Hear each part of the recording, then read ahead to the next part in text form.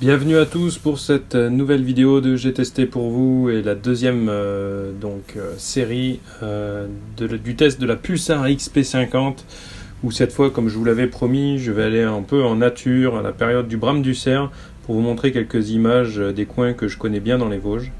Alors justement, là j'étais allé sur un petit mirador et on observe, donc là c'est à on va dire à 150 mètres à peu près, une biche qui commence à pointer son nez dans une petite coupe sur un chemin. Regardez, donc quand on change, donc ça vous avez l'habitude, je vous l'avais déjà montré la dernière fois, on peut changer donc le type de palette de couleurs et mettre soit en noir et blanc, en blanc et noir, ou bien en arc-en-ciel, et c'est les modes que j'ai préférés. On peut voir le premier sanglier que j'ai vu avec la thermique, ça a été très succinct, il a juste eu le temps de sauter un petit chemin, mais je l'ai vu. Un petit lièvre. Donc il faut toujours un petit moment d'adaptation et un petit temps pour faire la mise au point qui est manuelle. Là vous pouvez voir que c'est la nuit, hein, bien évidemment, avec les vaches et le lièvre. Là ici la première arde de cervidés que je voyais. Donc on était, comme je vous dis, en période de brame, en mois de septembre, avant la chasse, donc vous allez voir que j'ai vu beaucoup d'animaux. Vous voyez comme on détecte de loin, là-bas il y a une vache au fond là-bas. Puissance avec laquelle à plusieurs centaines de mètres on voit donc les animaux. Voilà, au bout d'un moment ils ont pris la fuite. Il n'y a vraiment rien qui nous échappe dans le moindre champ. Donc ça c'est donc le système pour calculer, pour évaluer les distances. Donc voilà, on descend là-bas, on essaye de mettre au-dessus ou au-dessous et on identifie si c'était un cerf mâle à 1000 mètres, mais je pense que c'était quand même un peu moins que ça. Je pense que c'est plutôt la taille d'un sanglier à cette distance-là, et c'était aux alentours de 400 mètres. Un petit renard. Donc je vais essayer de vous montrer un maximum tous les animaux qu'on est susceptible de croiser. Je vous ai fait une synthèse, même si la vidéo est longue, il y en aura quand même beaucoup à voir. Donc voilà, on voit bien que sa tête est plus chaude plus exposée, que le reste de son corps. Bon voilà, il n'y a pas que des animaux sauvages, puisque je me suis amusé, vous voyez que quand c'est vraiment proche, on a une qualité, une résolution qui est incroyable.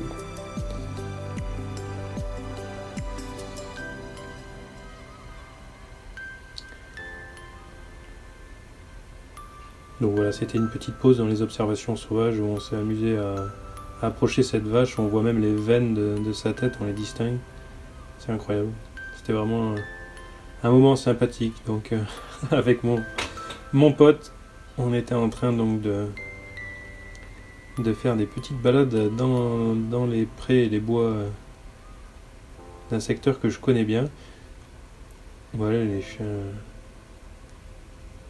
des animaux qui s'ébroussent. On a vraiment, c'est ça l'intérêt, c'est qu'on les dérange vraiment pas avec l'infrarouge. Encore une fois, l'infrarouge ça les perturbe, ils détectent ça dans les yeux, ça leur donne, ça les agresse un petit peu, alors que la thermique, encore une fois, à part s'ils nous sentent, ce qui arrivait parfois, mais j'ai remarqué aussi que, bien évidemment, dans la nuit, ils sont beaucoup moins méfiants. Donc les premiers cerfs qui commençaient à courir un peu derrière les biches. Mais c'est vrai qu'on a vu notamment là, cette scène qui était extraordinaire. C'est un gros sanglier qui va sortir et il nous aura jamais senti. Alors que vraiment on n'était pas loin, je suis persuadé qu'en plein jour il se serait beaucoup plus méfié et il nous aurait senti. Alors c'est marrant parce que les sangliers à la thermique, on a toujours l'impression que c'est des grosses lèvres parce que ça a tendance à donner une impression qu'ils ont un plus long groin. Alors qu'en fait celui-ci c'était plutôt un beau mâle et vous allez le voir par la suite. Donc au début je pensais que c'était fini là, qu'il allait rentrer dans le bois. Puis finalement il décide de sortir. Ou non, je crois qu'il va rentrer, on va voir.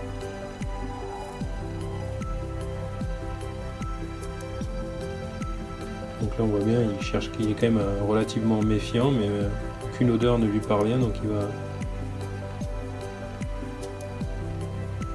Non voilà, c'est ça. Il rentre et c'est là, vous voyez, de dos qu'on voit bien les suites. Donc c'était effectivement un beau mâle. Et puis là, à ce moment-là, donc je regardais dans un pré, on voit que les cellules étaient vraiment restreintes. C'était assez marrant de voir autant de cellules familiales. Je garde un bon souvenir de ce moment-là. C'était vraiment un moment d'observation. On est resté, je vous montre pas tout évidemment, on est resté au moins 3/4 d'heure à voir ces animaux. Et puis d'un coup, pendant que je regardais ces cervidés, là le sanglier qui ressort. Et vous voyez qu'en jouant sur la palette des couleurs, on voit des choses différentes. Et je trouve que le noir chaud mettait plus en valeur le fait qu'il s'agissait d'un mâle. Vous voyez par quel subterfuge on arrive à le voir, c'est assez évident au final. Regardez cette scène qui est cervidée dans un second plan. Et là donc la grosse surprise, le gros mâle sort. Et en trottant, on vient nous passer une scène de chasse qu'on rêverait tous. Il nous passe à une 15aine de mètres en plein travers. C'était juste un moment super. Et voilà, dans un autre pré où on voit donc les cervidés qui étaient couchés. Et en fait, ces cervidés étaient en train de se demander pourquoi il y avait des sangliers sur le côté aussi bruyants. C'est vrai que les cervidés sont très paisibles. Regardez ce gros mâle derrière. Et puis les sangliers sont toujours en train de s'exciter comme ça. Et d'un coup, là, ils se sont mis à se courir après. Ils ne demandaient pas pourquoi, mais ils s'amusaient comme ça. C'était vraiment un bon moment aussi à avoir. On peut passer des heures comme ça à les observer. C'est vraiment intéressant et formateur aussi d'un point de vue comportemental. Voilà le premier cerf. Le premier cerf. Alors le seul petit hic de la thermique, vous en doutez, c'est que les bois des cervidés sont formés comme nos ongles et du coup ils sont froids quoi. Donc en étant froid, on a du mal à les percevoir à la thermique. Là on les distingue un petit peu. Alors là ils ne dégagent pas de chaleur, donc ils paraissent pas colorés ici. Mais c'est souvent à l'attitude des cerfs qu'on les reconnaît, et notamment aussi au fanon, donc cette quantité de poils qu'ils ont sur le cou, on les distingue assez bien, puisque en fait, ça leur souvent, voilà, comme celui-ci là, on voit bien que c'est un petit peu moins chaud au niveau du cou, parce qu'ils ont une telle quantité de poils en fait que ça les isole un petit peu plus. Ça conserve un peu plus la chaleur et du coup nous ça nous paraît plus froid et du coup on les reconnaît assez rapidement de profil. Et puis bon voilà, c'est flagrant puisqu'on est en période de rut, et donc le fait qu'ils courent aussi derrière les biches nous aide à savoir de quel sexe il s'agit. Voilà, encore une belle scène, des sangliers qui se courent après. Là ils sont à une 30aine de mètres de nous seulement. Ils n'étaient pas inquiets encore une fois parce que bon déjà on est hors saison de chasse. Et puis encore une fois, on n'émet aucune lumière, aucun rayon. Donc une fois qu'on coupe la voiture, les voitures ils ont l'habitude de les entendre puisque là on est sur une route. Et du coup ils sont pas plus perturbés que ça, nos copains. Il y a quelques gros. Et aussi on voit bien que c'est un mâle. C'est sûr que si on pouvait avoir ça dans toutes les scènes de chasse, pour identifier le sexe, on aurait quand même beaucoup plus de facilité. Voilà, donc là la compagnie était partie. Et le dernier gros mâle les regardait en gardant en distance. On voit même d'autres animaux derrière.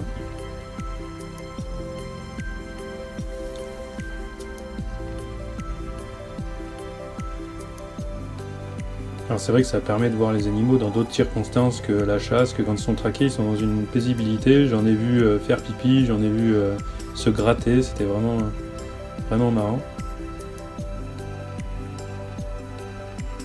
Un petit chevreuil, on les reconnaît vraiment très rapidement à l'allure. Voilà encore des sangliers.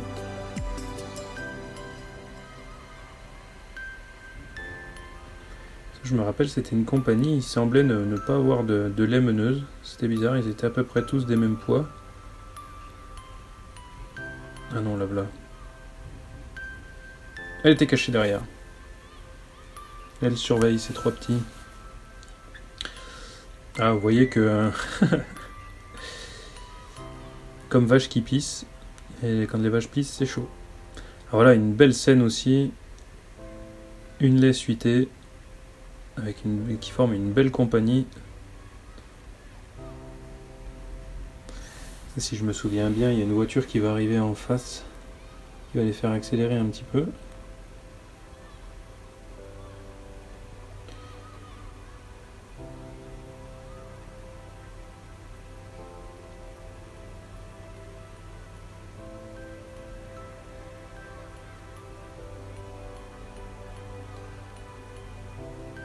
Ah voilà la voiture, hop là. Taillot, taillot.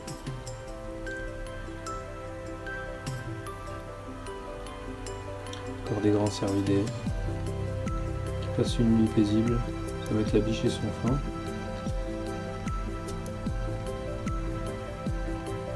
Encore quelques belles hardes, vraiment à des distances. Il y avait un cerf devant. Un petit blaireau, vous l'avez reconnu à son attitude un peu penaud. Je passais en accéléré parce qu'on l'a filmé pendant vraiment longtemps et puis on le voit en train de faire ses recherches, essayer de trouver quelque chose à manger dans la prairie. C'est marrant comme animal. Là j'ai pris cette image parce que c'était vraiment incroyable le nombre d'animaux qu'il y avait. On voit plusieurs harpailles qui se regroupent sur de très grandes prairies, mais là on ne voit pas encore tout ce qu'il y avait. Là c'est à plusieurs centaines de mètres, hein, c'est loin, regardez tous ces animaux.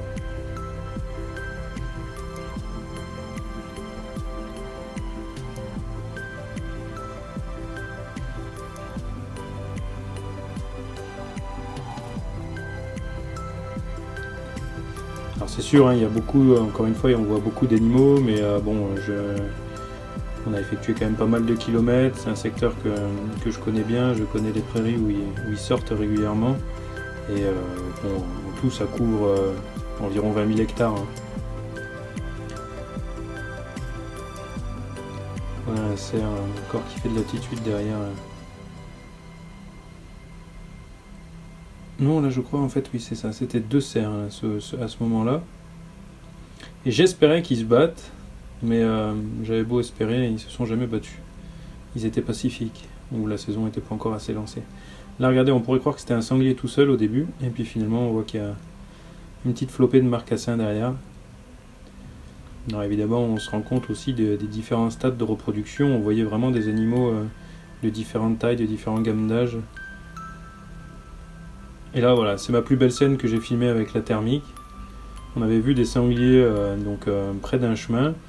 Et puis sans vouloir trop les embêter, on a roulé comme n'importe qui aurait pu le faire, sauf qu'ils les auraient pas vus et nous on les a vus. Et là à un moment donc on roulait à côté du chemin et ils étaient juste à 5 mètres de la portière. C'était incroyable. Et pas plus affolé que ça.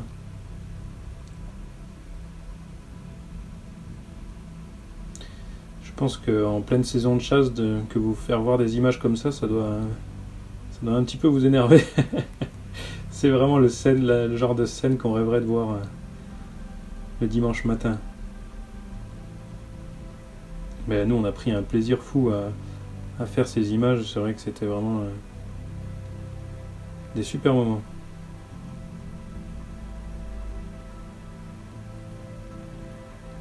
Et voilà, il regagne progressivement le bois.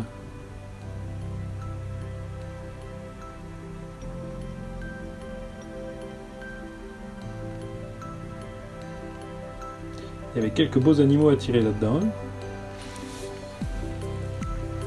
Regardez le cerf, comme on voit bien tout à l'heure ce que je vous disais, le fanon. Regardez bien comme il est plus sombre. Le deuxième animal, partant de la gauche, évidemment on se rend vraiment compte que c'est un... Là voilà, on le voit aussi quand il passe ses bois devant Ça c'était un bel animal. Et hop, il fait la police. Il protège son tire-paille.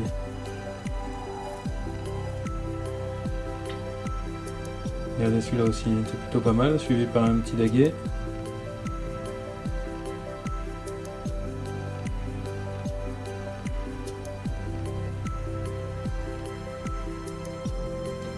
Je crois qu'un peu plus tard on en verra certains mettre quelques coups de gueule. Bon là malheureusement je crois qu'on avait quelques animaux qui étaient en train de se plaire à remuer un petit peu à faire quelques dégâts. Et c'est là que parfois on se rend compte qu'il n'y a pas besoin de beaucoup d'animaux pour faire du dégât, parce que quand il y a des animaux qui sortent tous les soirs au même endroit, il en suffit de 2-3 pour mettre à mal un champ complet.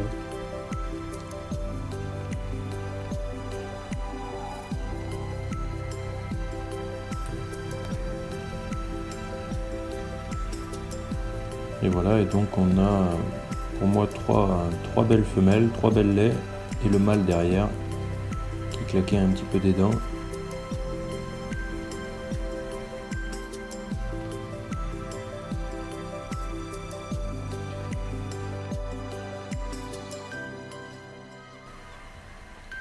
De beaux animaux.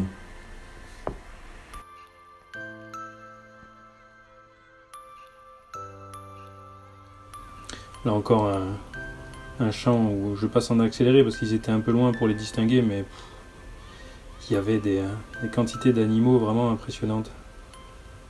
Voilà, plusieurs compagnies de sangliers.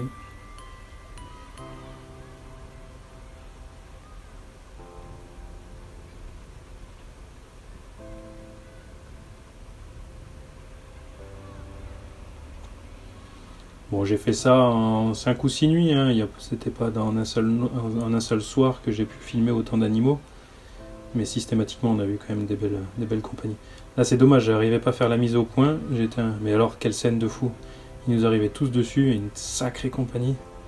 C'est dommage, j'ai mis du temps à faire la mise au point. Regardez ça. Bon, c'est pareil, on était sur la route, donc du coup ils hésitaient toujours un petit peu à la franchir. Ils vont le faire quand même tout à l'heure.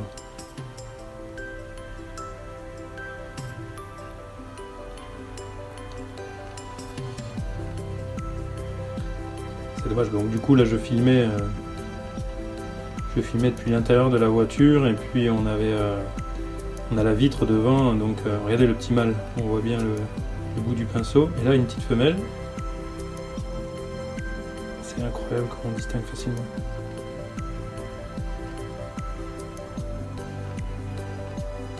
Ils sont pas trop stressés quand même.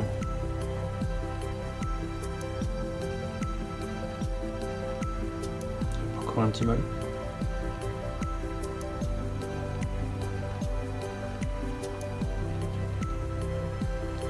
Pareil, il y a de quoi s'amuser là.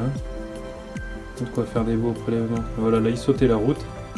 Et donc il y a toute une période où je peux pas filmer à travers la vitre. Et puis après là je les ai pris de l'autre côté. Quand ils se sauvaient. Regardez-moi ça, qu'est-ce que c'est beau.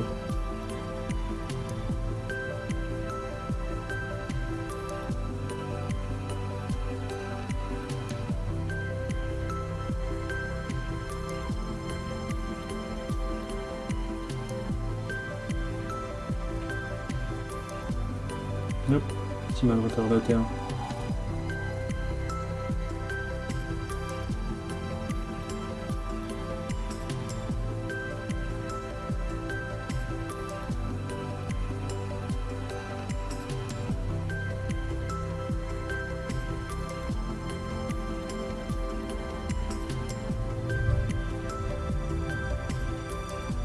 Une voiture qui a dérangé un petit groupe de sangliers. Encore un cerf. Un petit cerf.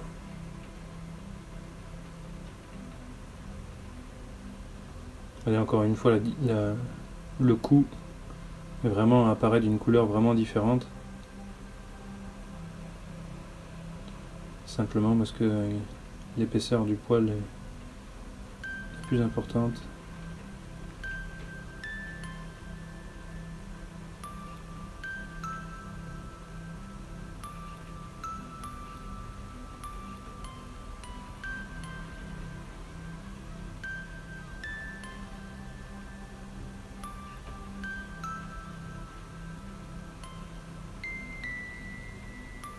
Ça c'était le plus beau cerf, je pense qu'on ait vu durant toutes nos sorties. C'était vraiment un beau, là c'était vraiment à la fin du rut, donc les premières images étaient prises au début, on n'avait pas beaucoup de cerfs qui bramaient, et là celui-là je peux vous dire, c'est le seul, Chose qui est dommage sur cette thermique, c'est qu'elle ne filme pas le son. Enfin, elle ne capture pas le son, pardon. Regardez-moi ce beau cerf qui brame, c'est magnifique. C'est dommage que j'ai pas pu enregistrer le son à côté. Et l'autre chose qui est formidable, c'est qu'on peut contrôler donc avec le Wi-Fi. Et vous pouvez mettre une tablette, nous c'est ce qu'on faisait, on mettait une tablette ou un téléphone dans la voiture. Ce qui fait qu'il y en a un qui filme et tout le monde peut suivre la même chose dans la voiture. Parce que c'est retransmis en direct du coup. Regardez-moi ce porc, il a une belle envergure. C'est un très très très beau cerf celui-ci. Regardez-le. On reconnaît, on n'a pas besoin d'entendre le bruit, on reconnaît à l'attitude caractéristique qu'il est en train de mettre quelques coups de gueule.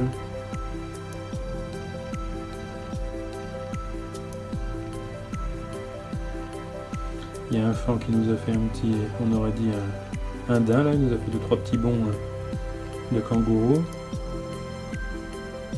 Et le cerf derrière.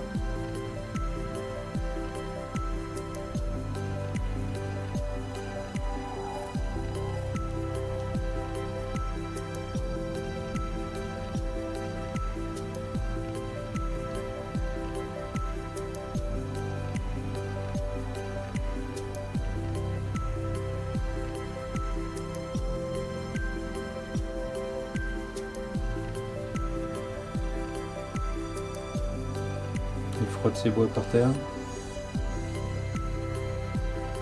Hop, il y a un petit sanglier qui passe, enfin un petit sanglier, c'est une manière de dire parce qu'il était plutôt beau. Pendant que le cerf est en train de s'énerver en frottant ses bois dans la terre, un petit sanglier qui fait son petit bonhomme de chemin.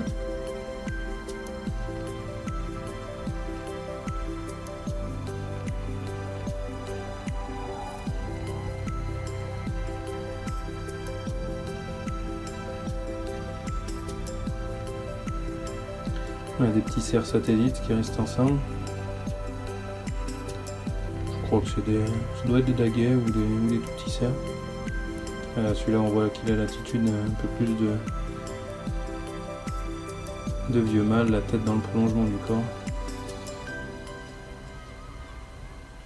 Et puis ça, ouais, on a eu vraiment un très beau mâle aussi qui est venu passer tout proche, qui nous a jamais senti. Pourtant là on avait le vent dans le dos. J'ai dit il y a bien un moment où il va nous sentir.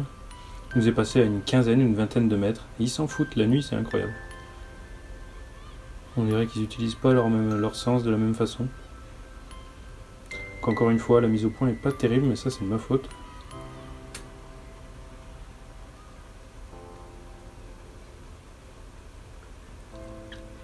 C'est lui qu'on va voir uriner pas très loin. Il va repasser devant des cervidés.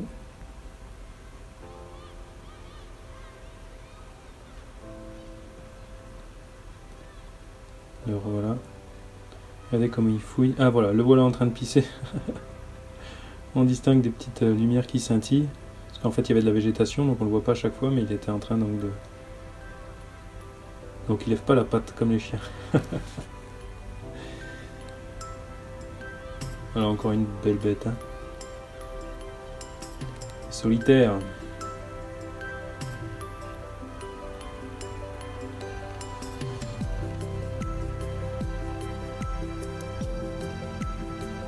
Quelle bête.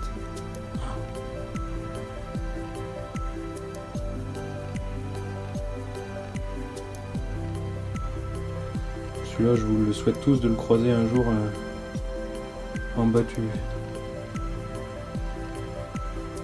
C'est vraiment marrant, on voit, on va dire pas toutes les muqueuses, mais juste l'oreille et les yeux qui sont vraiment très chauds, plus exposés. Et vous voyez comment on peut détecter à travers le bois assez rapidement la moindre source de chaleur. Donc voilà, faut pas qu'il soit caché complètement par la végétation, mais du coup ça saute aux yeux de manière beaucoup plus évidente.